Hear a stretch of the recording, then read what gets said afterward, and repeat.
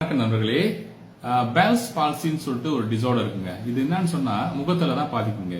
இதுக்கு இன்னொரு பேர் சொன்னா ஃபேஷியல் பேரலைஸ்ன்னு சொல்லலாம்.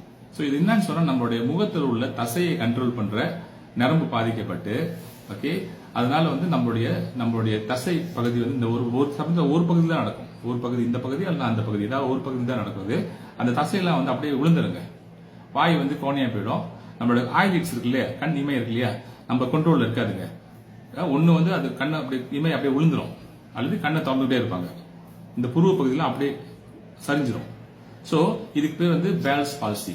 சோ இந்த பேல்ஸ் பால்சிக்கு வந்து நம்ம சனித்தேரா மூலமாக நம்ம தீர்வு காணலாங்க. நாங்க நிறைய பேத்துக்கு வந்து இது செய்து கொடுத்துருக்கோம்.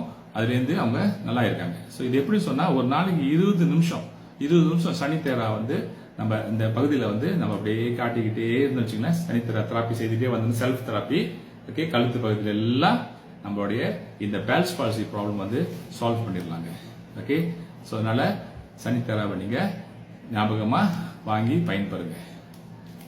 நன்றி, வணக்கம்.